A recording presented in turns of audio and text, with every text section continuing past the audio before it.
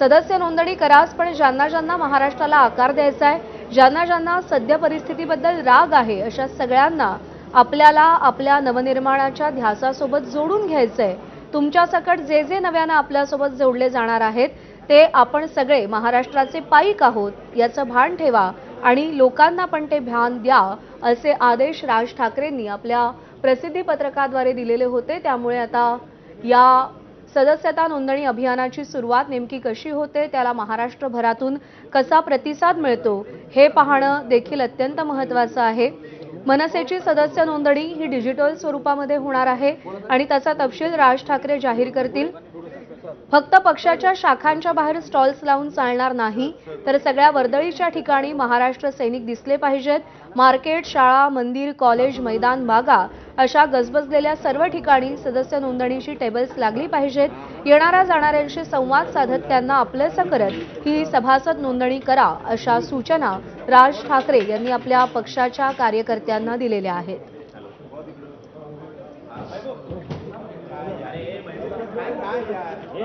सदस्य नोंदणी फक्त अभियानात प्रश्न आकड्याचा नाही, तर यावेळेस महाराष्ट्र म्हणून, मराठी माणूस म्हणून, सामान्य मराठी माणसाची महाराष्ट्राचा पाईक होण्याची इच्छा किती तीव्र आहे याचा देखील पडताळा या सदस्य नोंदणीच्या माध्यमातून घेतला जाईल, असं राज ठाकरे म्हणाले। आणि सरकार किती चुकीच्या पद्धतीने गोष्टी हाताळतंय याचा राग सर्वांच्या मनात किती आहे हे देखील स्पष्ट होईल, असं राज ठाकरे यांनी आपल्या प्रसिद्धी पत्रकामध्ये म्हटलेलं आहे। त्यांनी तसं स्पष्ट केलंय।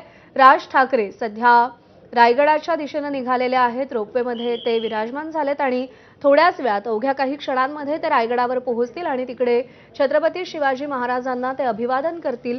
महाराष्ट्राची, मनसेची जी विचारधारा आहे त्या अनुषंगानं मनसेचा 20वा वर्धापन दिन हा रायगडाच्या पायथ्याशी साजरा होणं हे अत्यंत महत्त्वाचं आहे, असं राज ठाकरे यांनी म्हटलेलं आहे।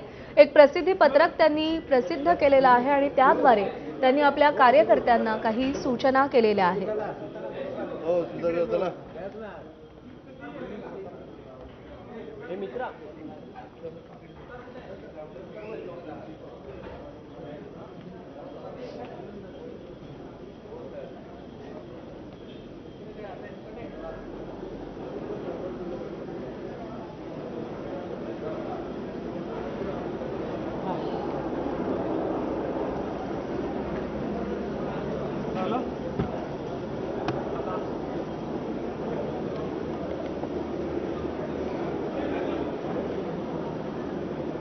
ते पोहोचले आणि आता ते रोपवेच्या माध्यमातून रायगडावरती पोहोचतायत आणि तिथे छत्रपती शिवाजी महाराजांना ते अभिवादन करतील आणि त्यानंतर मनसेच्या सदस्यता नोंदणी अभियानाची सुरुवात होणार आहे।